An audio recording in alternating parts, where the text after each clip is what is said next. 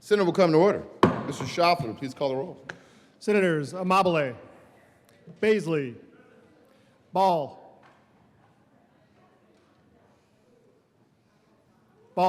Excused. Bridges,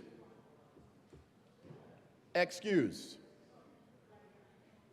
Bright, Carson, Catlin, Cutter, Danielson, Doherty,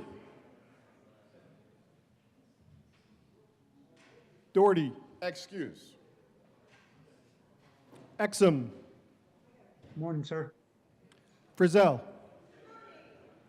Gonzalez, Hendrickson, Judah,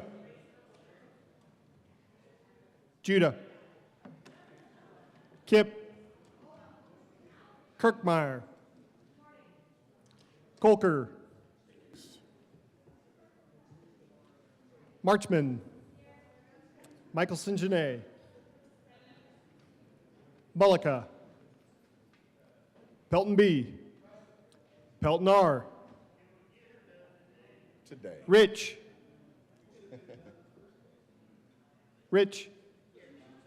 Roberts, Rodriguez, Simpson, Snyder, Sullivan, Wallace,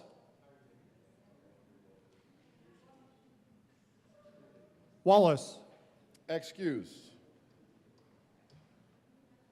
Weissman, Winter,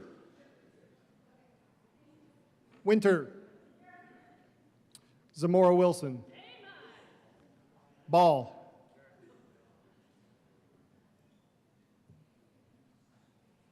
Mr. President. Let's do this. The morning roll call is 31 present, 0 absent, 4 excused. We have a quorum. Senator Zamora Wilson, would you please lead us in the Pledge of Allegiance? Thank you, Mr. President. Members, please join me. I pledge allegiance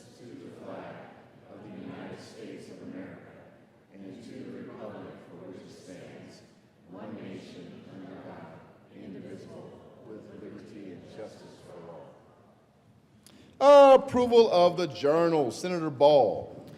Thank you, Mr. President. I move that the Senate Journal of August 25th, 2025 be approved as corrected by the Secretary. You heard the motion. All those in favor say aye. Opposed, no. Oh, man, but the ayes have it, and that motion is adopted. Mr. Schauffler, please add Senator Wallace to the roll. Senate Services.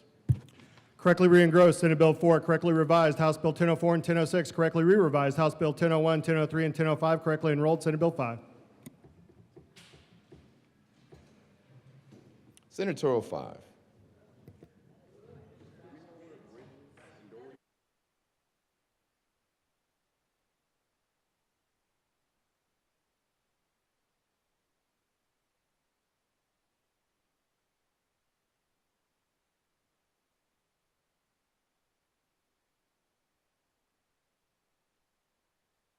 And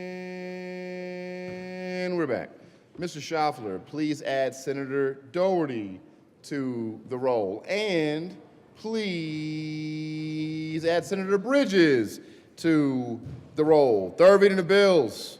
Final passage. Mr. Schauffler, please read the title to House Bill 1004.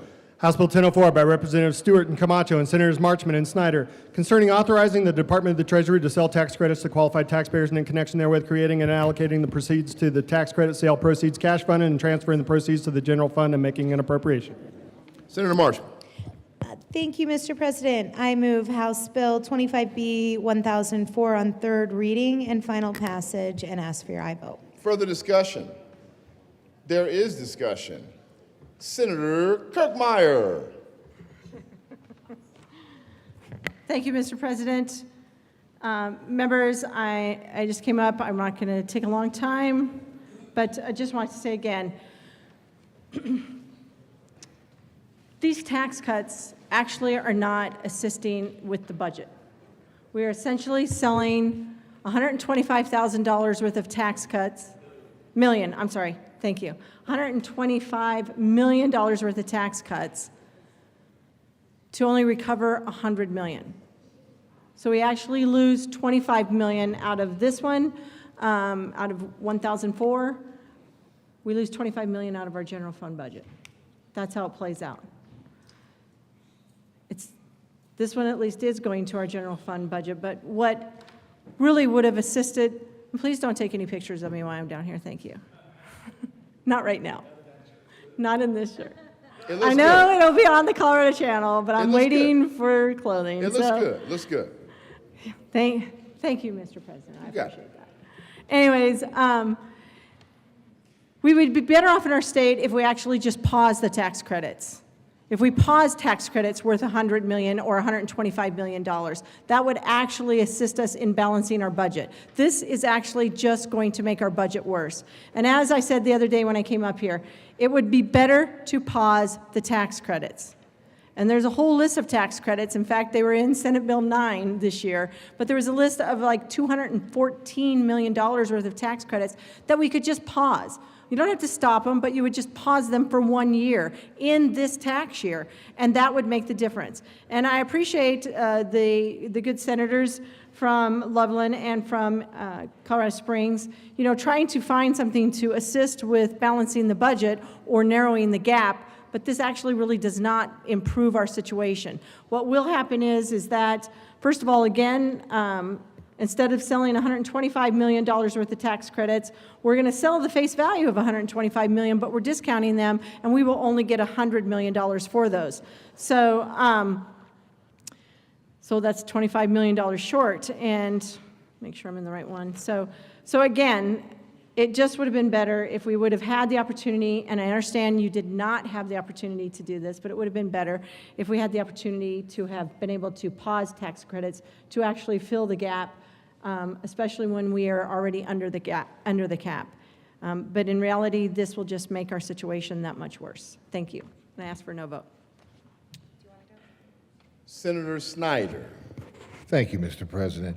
I think we haven't said this before, but the $125 million was a placeholder. It's a maximum amount. I anticipate selling these credits for significantly less than that, so I don't think the total amount of it's going to cost us will be the full $125 million. But her other points are valid and appreciated. Senator Marchman. Thank you, Mr. President. And members, before we vote, I do want to be clear, because I haven't personally stated why I believe we've been here this past week, this weekend, and again today. So Washington changed the federal tax code. Colorado still builds our base off of federal taxable income with rolling conformity. So when DC moves, our base moves with it. Most states start from adjusted gross income. That design choice is the root cause of the volatility we're managing right now. And it's the long-term fix we owe the Coloradans that we represent. This bill, 1004, is just a bridge for this year. The treasurer may sell the future state tax credits at more than 80 cents per dollar with proceeds to a new cash fund, so the costs are paid there, not out of general. Credits are non-refundable. Treasury OSPB set claim years. They share the calendar with our budget writers. In Tabor refund years, the claims reduce refunds, not services. Buyers are limited to insurers and C-Corps with reporting to DOI, DOR, and with state auditor access. One time, no debt, no tax hike. But I also want to name the risks honestly. Any tax credit can be overused if it becomes a habit. That is not what we're doing today, but I do hear the caution. I'm interested in a temporary pause also on creating or expanding state tax credits and in reviewing existing credits, even those without any built-in trigger, while we put in place the structural fix and a consistent playbook for when and how credits should be used. That review should be public, data-driven, and time-limited, with a narrow exception process where timing is mission critical. and with coordination so we don't disrupt affordable housing pipelines. But here's the fix I wish this body would work on next.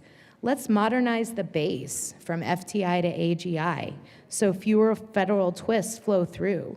Let's add an automatic off switch when a federal change could swing Colorado's revenue more than about $50 million in a year, unless the legislature affirmatively opts in. Let's apply a 1-year pause before large federal base changes take effect here so the JBC can plan and the public can understand the change.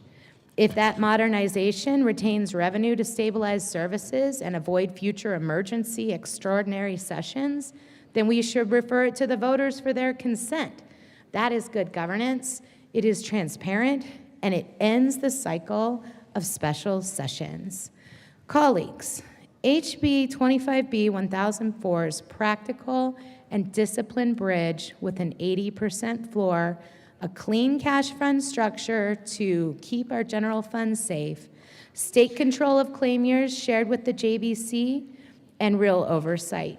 It protects district funding and essential local services now, while we take up the structural work to make Colorado's tax code stable for the long run and set a higher bar for when credits are used at all.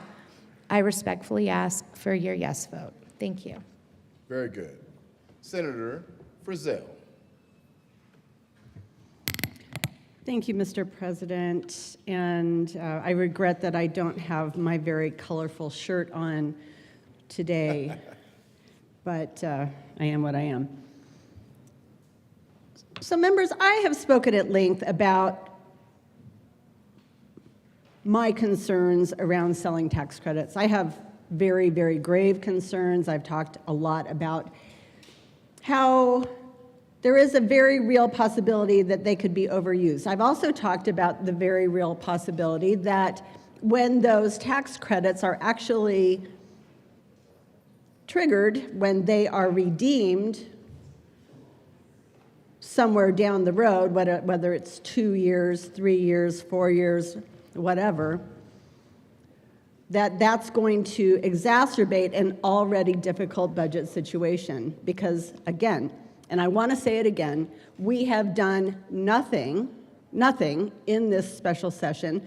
We did not much in our regular session earlier this year to address the structural deficit that we have with our budget. I want to say thank you to the bill sponsors. I especially want to thank the good senator from Loveland for her words, because I appreciate your pragmatism when it comes to this topic. I very, very much do, and I appreciated what you had to say just now. We need to all be on the same page with this. We need to be rowing in the same direction, and I think that we can do that. I want to publicly say that my caucus has a lot to offer in this conversation. It's a conversation that we should all be having, not just coming here for 5 days or 6 or whatever day it is and having a bunch of bills shoved through that we may agree or disagree with. I disagree with most of what we're doing.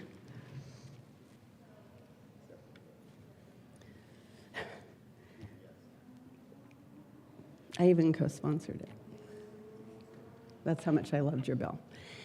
No, I mean, this has been very, very one-sided, and I want to acknowledge that. And I'm not going to stand up here and speak for 20 minutes. I don't think that that's where we are in this process. We all want to go home. We all want to be done and go back to our daily lives, our kids, our grandkids, whatever vacations we may have planned.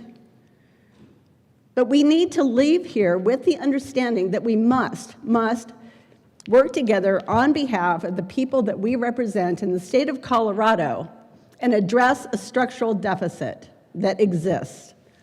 And I'm not talking about cutting Medicaid provider rates. That is not what I'm talking about. That is not a solution. What that is a death knell to our healthcare providers in that space. I don't know about you all, and I'm just going to say a couple of words, even though and I would appreciate, I'm very grateful for your latitude, Mr. President, as I will wrap this around House Bill 1004. But I go out and do a lot of tours when I'm not in this building, and I talk to a lot of businesses, I talk to a lot of healthcare providers. And I had the opportunity to tour a facility in Parker earlier in the summer, that what they do is they provide early intervention for kiddos who have autism. These are kiddos that come to this facility and have no speech. They can't speak. And with early intervention, that gives those kids an opportunity. And it's an important opportunity. And if the governor decides that he's going to cut Medicaid provider rates to bridge the gap that's been created here, those kids are going to lose their opportunity for life.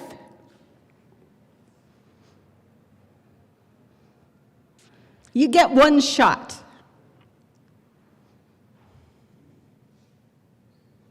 If the governor decides to cut Medicaid provider rates,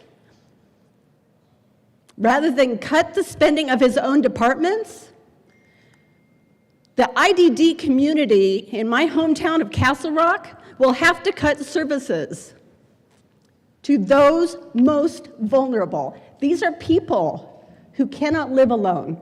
These are people who may have no support system.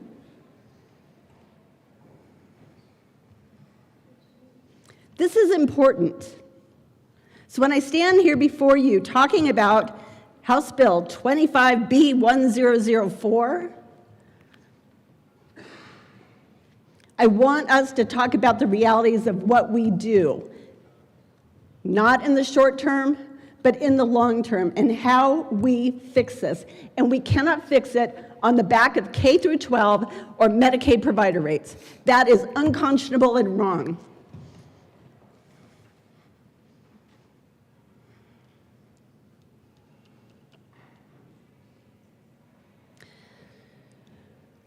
I urge a no vote on House Bill 25B1004. Thank you for your time. Very good. Mr. Minority Leader. Thank you, Mr. President. Good morning, colleagues. Hope it's the last good morning until January, whatever it is, 17th. Couple of brief comments. One, start with comments from the good senator from Loveland and why we're here. I just caution colleagues to remember the adage when you're pointing that finger, remember there are three fingers pointing back at yourself.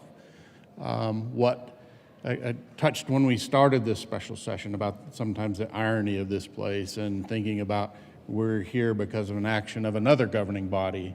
Keep that in mind next session and the sessions going forward when this body takes actions and puts unfunded mandates on school districts, counties, special districts, water districts. I'm dealing right now with counties across my district that are responding to potential rules and regulations for monitoring methane in what was historically closed landfills, and no ability, no funding to live up to those standards and expectations of monitoring methane emissions.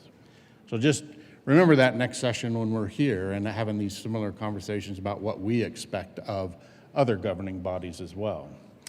To the bill, now directly to the bill, thank you, Mr. President, for a little leeway. To the bill 1004,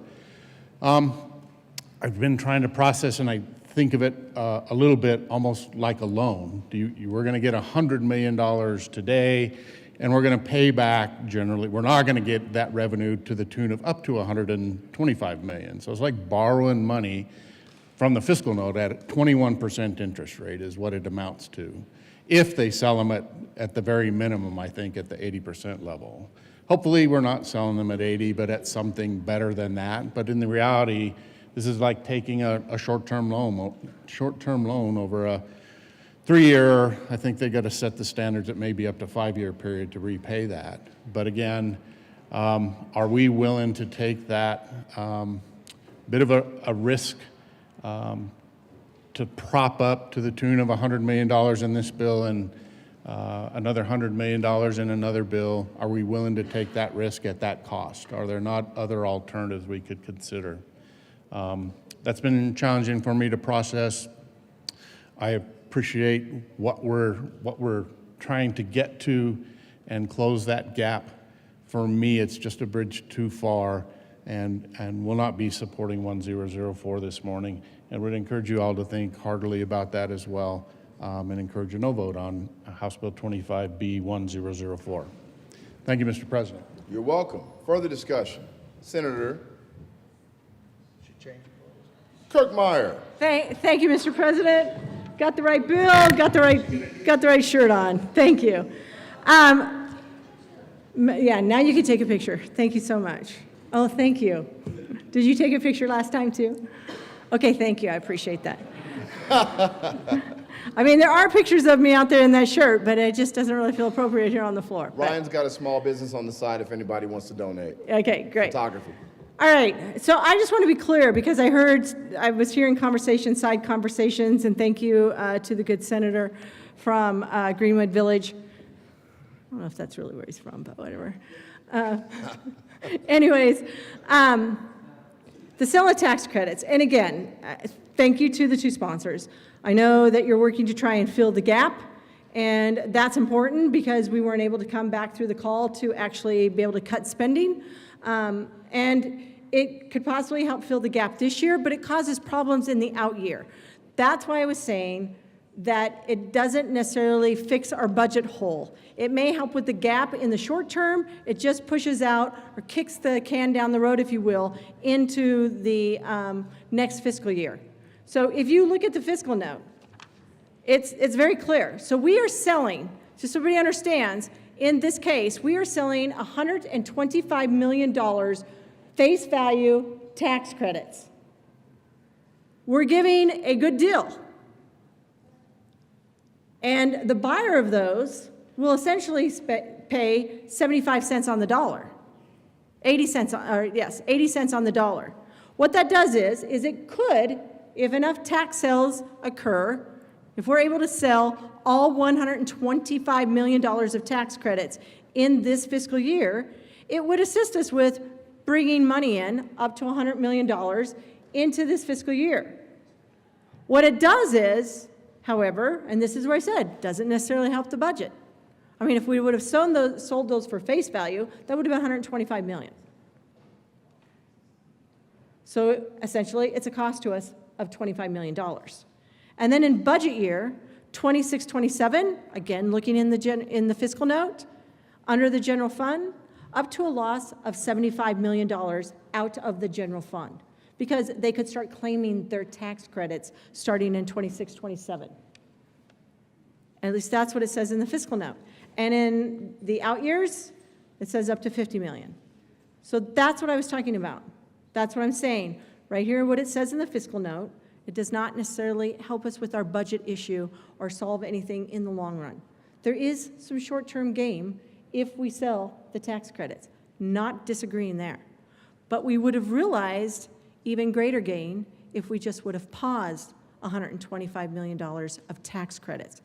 That was my comments. So with that, I would ask you to vote no on 1004. Thank you.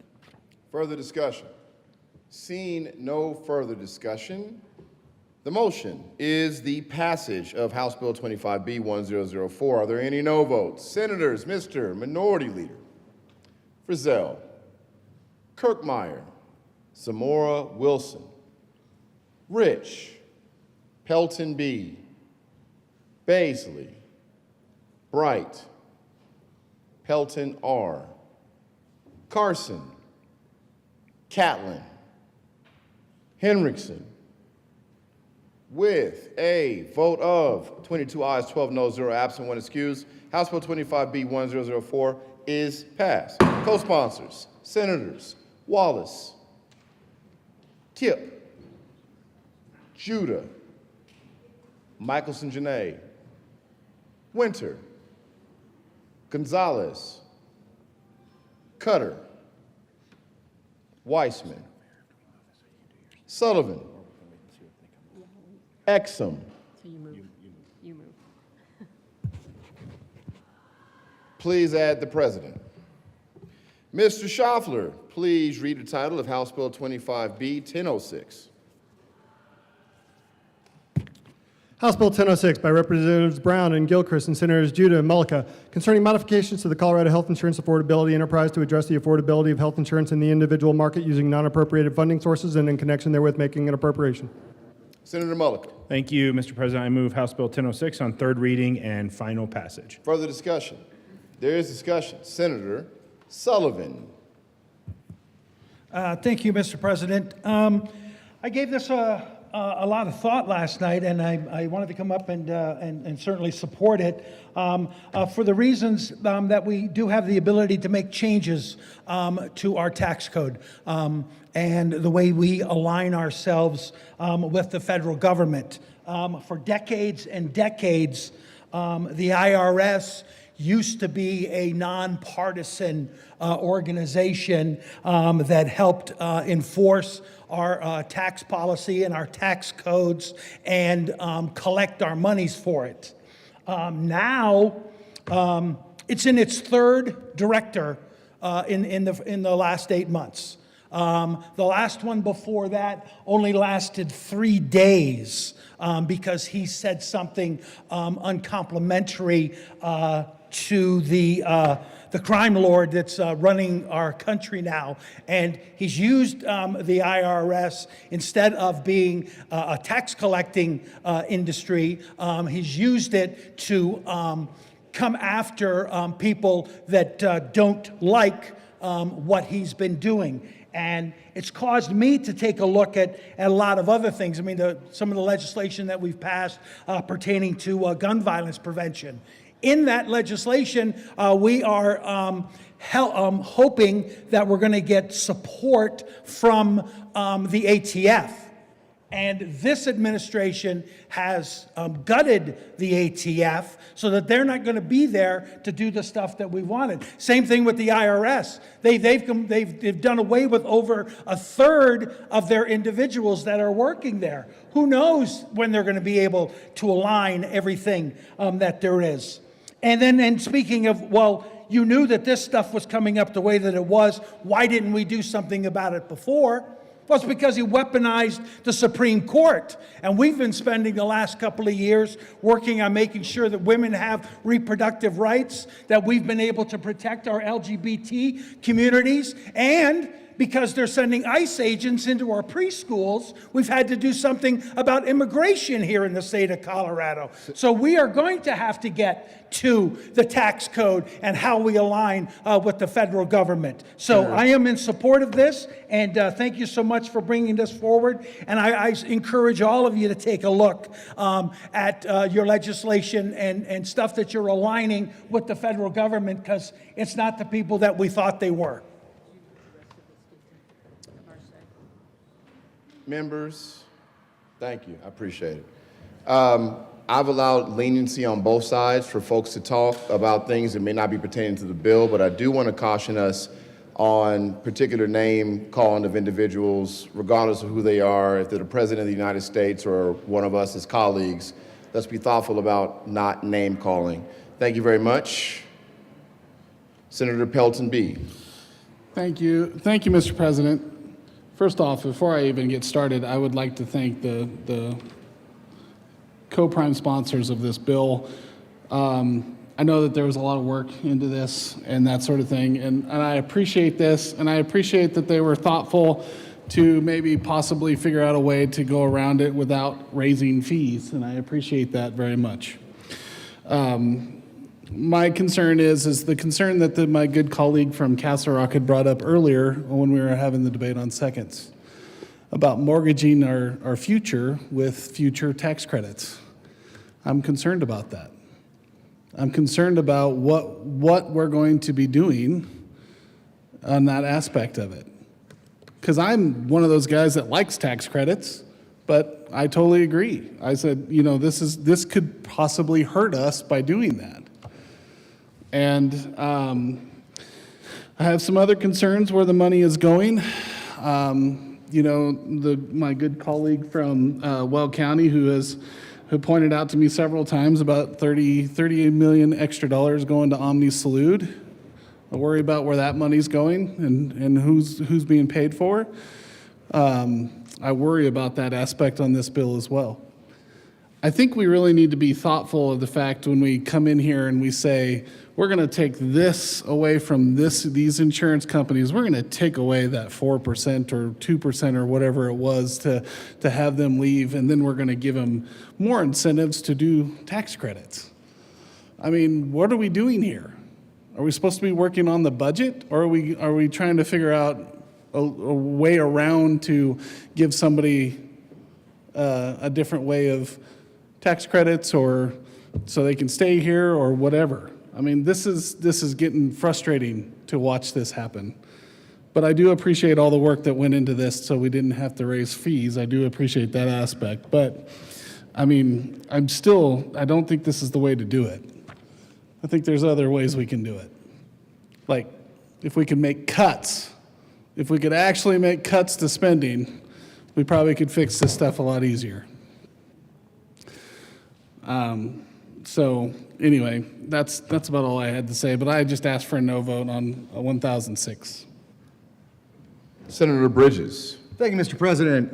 Because I don't know when else I'm going to have the rapt attention of this body, I would love to just get into the difference between federal taxable income and adjusted gross income.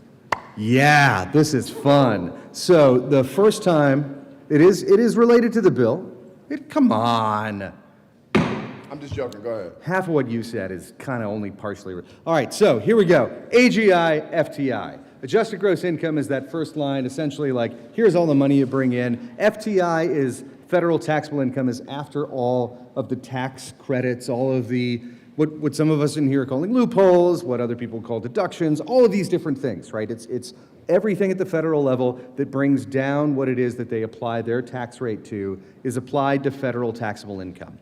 Some states, like Colorado, have rolling conformities. So any changes the federal government makes, essentially between that AGI line and that FTI line, just accept it, right? If there's a new tax credit that is created because you bought flour last month, that automatically gets applied to Colorado's flat tax rate because we use federal taxable income. So as we move forward, and I think there will probably be discussions because I've heard rumors of them already about moving Colorado to an AGI state.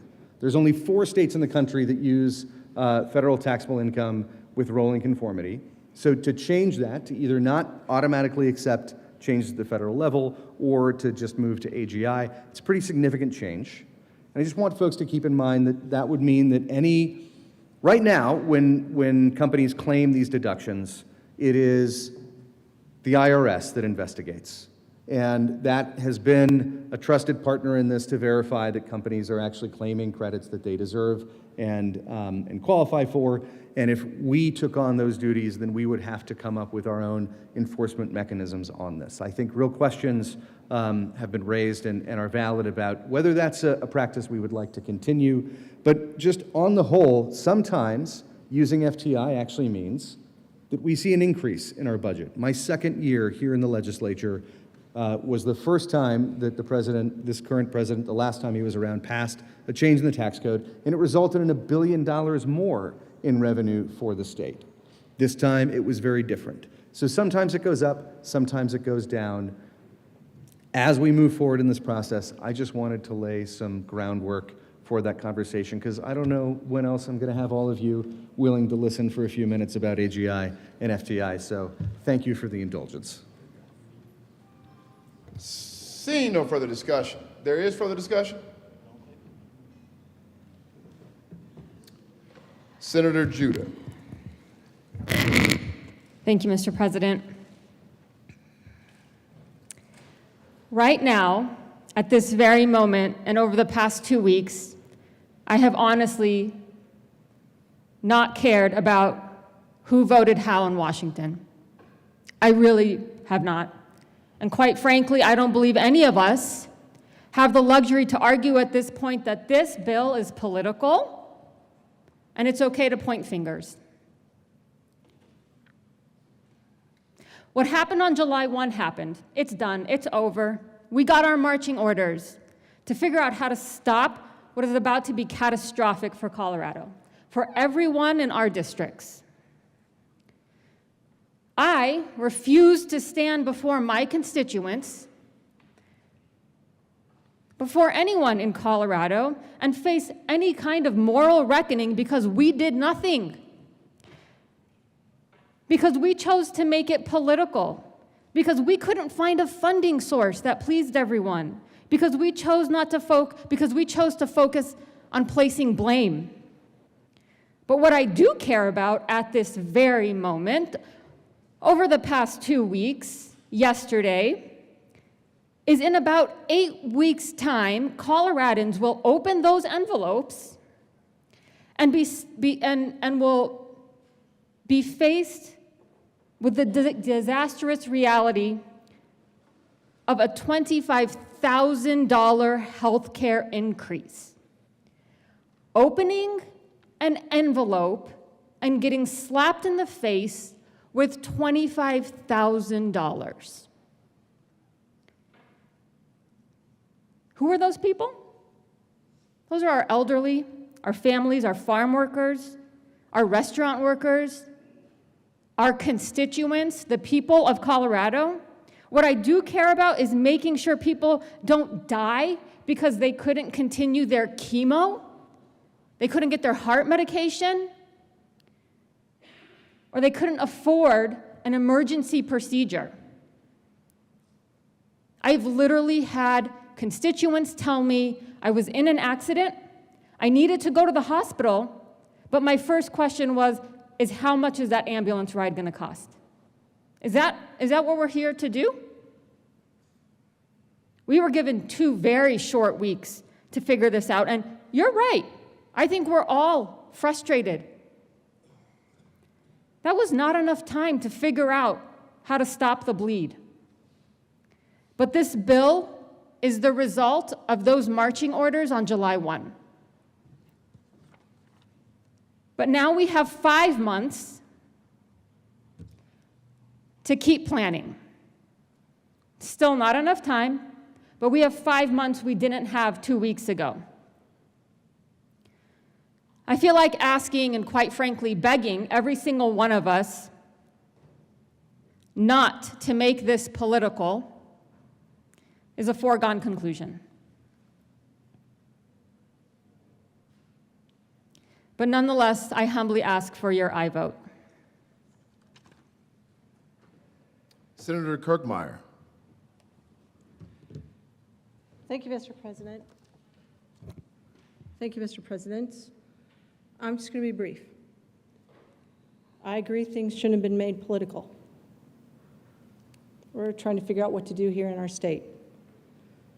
The marching orders, however, didn't come on July 4th. Everybody needs to go back to when the premium, enhanced premium, was put on. And think about who put the expiration date on the enhanced premiums. You know, yesterday, I heard what you all were saying. We're all concerned about our constituents. 321,000 people. I mean, at least that's what it said in the, presentation that the commissioner gave on July 30th. We heard what you're saying. I called up my congressman. In fact, I just saw him a little bit ago. And they are seeing how they can add it into the end-of-year appropriation package. So they're working on it. But he reminded me, he didn't put the expiration date on the enhanced premium. And it was not Republican Congress that did that. I'm wondering, why did they do that? Why was there even an expiration date on it in the first place? So this isn't a result of marching orders on July 4th or July 3rd or any other day. This was a result of marching orders from like 5 years ago. I don't understand why they put an expiration date on it, but they did. So let's just remember that as we're moving forward. And we're trying not to make things so political. Because I think, again, there's fingers that can be pointed at everybody, and maybe we should just stop pointing fingers. But at the same time, we have a situation in our state that we have to fix. We have a gap we have to fix, and then we have $700 million where we're in the red for the next fiscal year. It's going to be a tough year. And I know folks think they were making tough decisions in the last year. I don't think you were. I don't think we were. I shouldn't say you, we. I don't think we were. Those decisions are going to get a lot tougher, and everybody's going to have to do their own soul searching and figure out, who do we fund first? Who do we fund first? Which programs are the ones that we have to have? The core functions of government, the things that people sent us here that they expect it to do because they can't do for themselves. That's what we're going to have to be talking about in the next session. It's what we should have been talking about in this session, but we're not. Again, I'll remind you, marching orders didn't start on July 4th. They started about 5 years ago when that Congress put the expiration date on the enhanced premium. That's when it happened. Mr. Minority Leader. Thank you, Mr. President. I spoke most of my concerns yesterday on second reading on the bill, but I've been trying to figure out or find out, so what happens when this bill passes? What is the expected outcome? We got a nice chart by county, by congressional district of the potential loss of coverage and what the rates were going to do for folks in those districts. So I don't have a final answer yet, but I do have particularly not by county by county or congressional district by congressional district. But the commissioners shared with me this morning about what we expect to happen with an infusion of $100 million into the enterprise is we probably, instead of losing 100,000 people across the state losing coverage, it's now maybe 75 to 80,000. So there are 20 to 25,000 folks that won't lose coverage if we can get this $100 million into the enterprise. And instead of average premium increases across the state being 38% or 28%, they'll be 18 or 16. There'll be a 10% reduction. So it made me just pause for a moment and think about the choices we make and the bill that we just heard in the 104, where we were going to fuse $100 million just to support the general fund.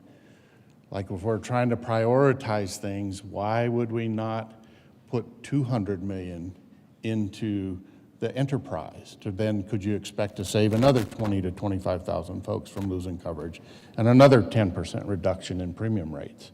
When we're thinking about, and I've said this before, I don't feel like routinely we sit down and take the time and effort to truly prioritize where we're going to be the most impactful. And in my head, I'm going, man, if we think 100 million will do this, and there's a market out there for a total of 200 million, let's put it all in the enterprise and really have a more impactful outcome.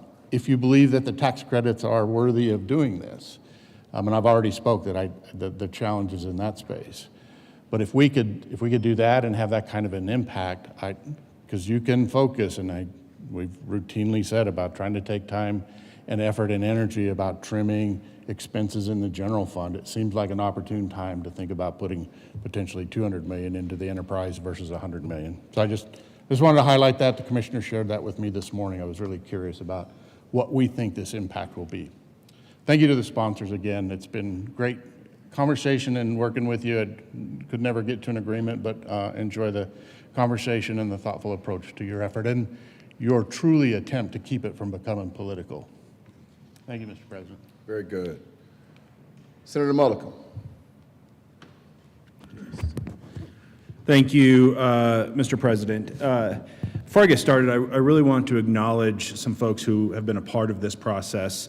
The senator from Aurora and myself worked a lot with the state treasurer, Dave Young, who played a big role in trying to make sure that we were addressing these issues along with the good senator from Denver, really looking at the Unclaimed Property Trust Fund, some of the issues, and helping us find another source. I also want to thank the good senator from Frisco, who, this is obviously something that's deeply important to him. And I think that showed yesterday in his comments, but I think it shows more in the work that he does in this building. And he's been a big part of this as well, and was a part of this before I even became a part of it. And so I think we need to acknowledge that as well. I want to start off by sharing a story about my son. My son is his father's son. He is in the 5th grade, and last year, he loves to play Foursquare. And he goes out and he tells me all the moves and all these new rules that they have, and I actually think he makes up the rules just to try to beat me, but that's another conversation. But he loves it. He loves that game. He loves to play at recess with his friends. And I get called into the principal's office middle of last year. Logan got in a fight, punched a kid in the gut. And I come in, and that's unlike Logan. He has a big heart, not very violent, but I said, "What happened?" Somebody was saying something about his mom, and it upset him. Hard to argue. If I was Logan, I probably would have punched a kid in the gut too. But now I'm an adult. I have to lead. I have to show him by example, and his school has a thing called restorative justice, and it took me some time to understand that, but I believe in it now. But the conversation I had with Logan was what do you get to control? What do we all get to control? We can control one thing, and that's ourselves. I told Logan, you get to control how you respond to somebody else's words. It would have pissed me off too if you were talking trash about my mom, but guess what, Logan? I didn't say that part to him. But I said, you get to control how you respond. And I think it resonates with the situation that we're in as a state right now. We've been punched in the gut. We got dealt a shitty hand. Over 100,000 people are going to lose their health care if we do nothing. 100,000 people. We're going to see their insurance rates go up by upwards of 30% on working class people, small business owners. When I say we, that's a collective we.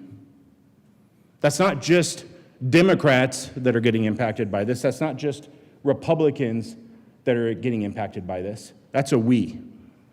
That's all of us. That's all of our districts. Our health clinics and rural hospitals are holding on by a thread. And we know that our health ecosystem is fragile. And yeah, cutting Medicaid rates is not the answer right now. For a while so that we can come up with real solutions, so that we can work together. This isn't going to be solved by me. It's not going to be solved by the good senator from Aurora. It's not going to be solved by this side of the aisle. It's not going to just be solved by this side of the aisle. We have to come together. And look, I understand it. We're all elected. Politics are a part of this, but there's going to have to come a point that we have to put those aside so that we can come up with real solutions. Because this matters to 25,000 people keeping their insurance coverage. This matters to Coloradans who will see less of an increase on their insurance. This matters to our health clinics and our rural hospitals who can't afford any more uncompensated care. This bill does more than just provide financial stability to the enterprise. It also requires more efficiency. It requires transparency and accountability. It requires us to get the information we need so that we can make good policy for the people of Colorado. This bill also has a trigger that says, look, if the federal government renews these tax credits, we don't need this anymore. And I think that's one thing that I think most of us, at least from what I heard yesterday, can agree on, is that we hope the federal government acts. We hope that these tax credits are renewed, because guess what? It is not the responsible way to govern to rip the rug out from underneath the people of Colorado who rely on this program.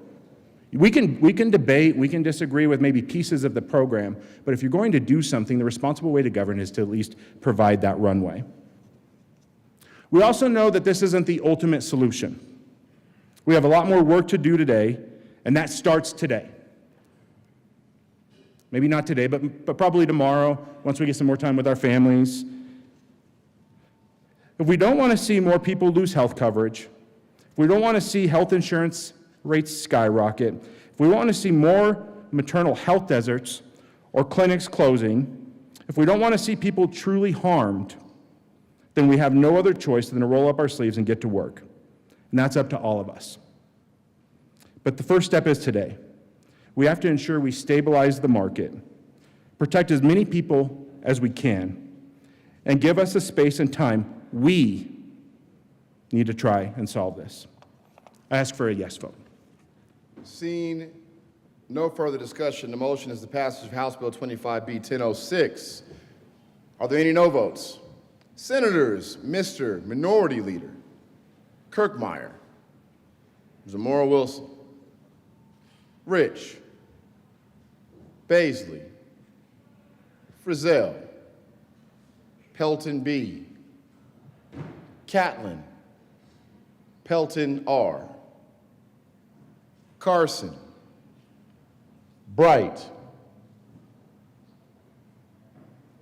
With a vote of 23 ayes, 11 noes, 0 absent, 1 excused, House Bill 25B 1006.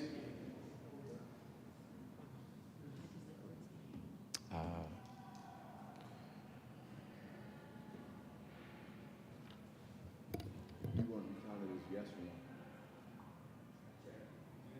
Did you want to be counted as a no or a yes? Yes. As a yes. You are a yes.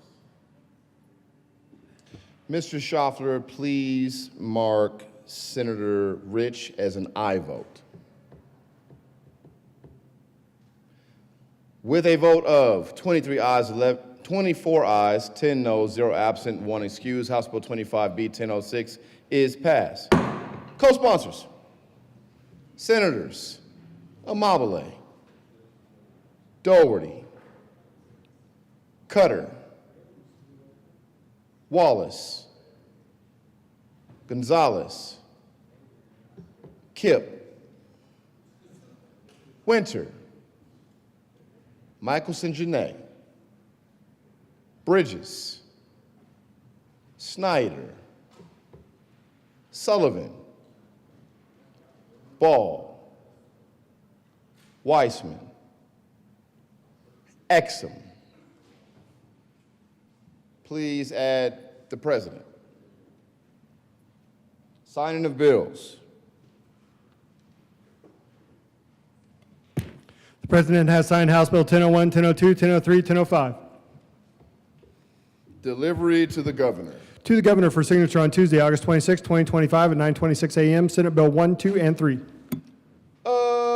Announcements. Mr. Majority Leader. Thank you, Mr. President. Colleagues, we will be recessing. There's one bill that they're waiting to take action on over in the House. We may have to come back to concur or take that action. Just want to let you know, so we will be recessing. Another final reminder, there's information on your desk regarding an upcoming change to the legislative phone system. Please complete the questionnaire and turn to the form to the front desk by the end of special session. Front desk staff will be available to answer any questions for you. Colleagues, thank you, Mr. President. I move that we recess until 12:45 a.m. today. PM. PM. Yes, let's stay for a while. You heard the motion. All those in favor say aye. Opposed, no. The ayes have it. The Senate will stand in recess until 12:45 p.m.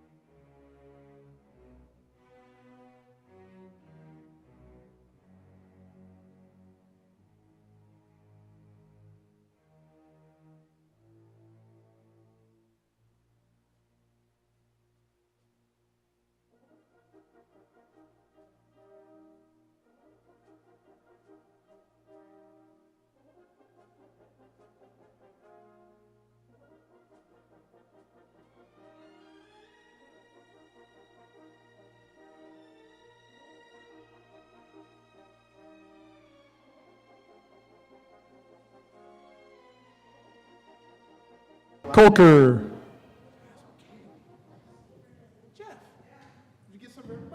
Marchman.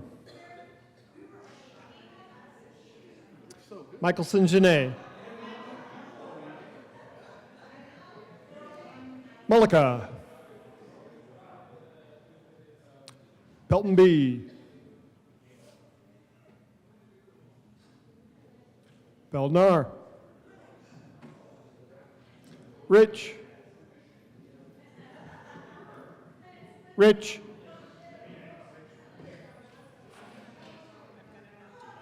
Roberts. Rodriguez. Simpson. Snyder. Sullivan. Wallace. Weissman. Winter. Zamora Wilson.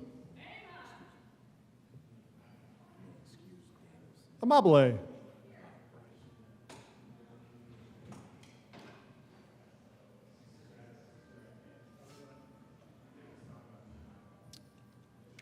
Bright.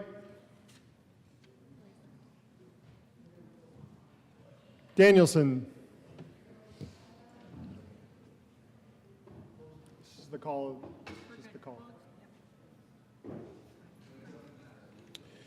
Majority Rodriguez. Oh, where are you? You're all here. Mr. Majority Leader. Thank you, Mr. President. I move that Senate Joint Resolution 001 lay over. Raise the call. Oh, thank you, Majority Leader. I raise the call. Oops. The motion is to raise the call. Those in favor say aye. Aye. Opposed, no. The ayes have it. The call is raised. Mr. Schaffler, please excuse Senators Danielson and Bright. Listed. Message from the House. Seriously. The House has passed on third reading and transmitted to the Reviser of Statutes Senate Bill 4, amended as printed in House Journal, August 25th, 2025. That was the greatest message from the House. Message from the Reviser. We herewith transmit without comment as amended Senate Bill 004. Introduction of resolutions.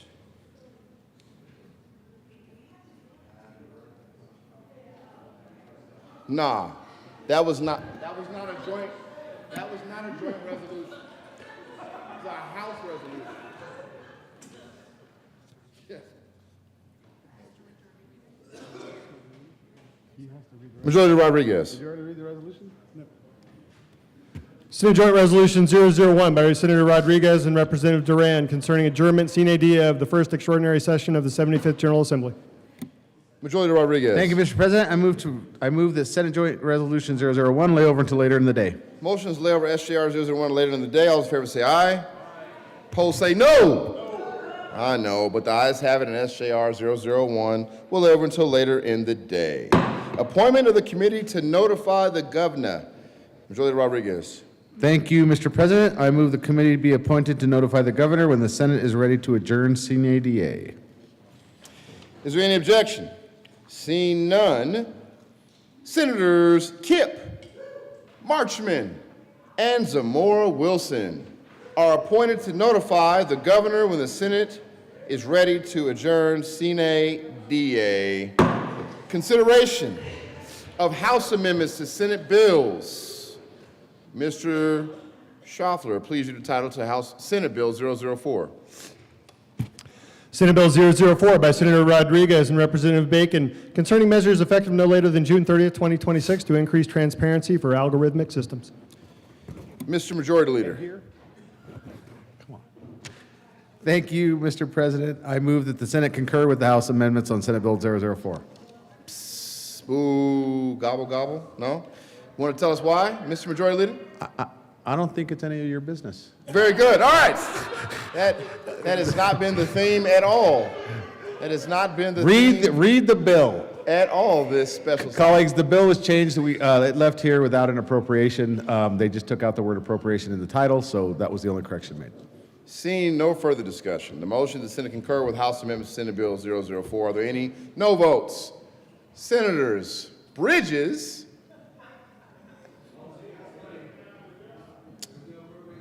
All right. With a vote of 31 ayes, 1 no, 0 absent, and 3 excused, the motion is adopted. Mr. Majority Leader. Mr. Majority Leader. Thank you, Mr. President. I move for the repassage of Senate Bill 4. Any discussion? Seeing none, the motion is to repass Senate Bill 4. Are there any no votes? Senators Bridges, Henriksen, with a vote, and Cutter. With a vote of 29 ayes, 3 noes, 0 absent, and 3 excused, Senate Bill 4 is repassed. Co-sponsors. Amabile.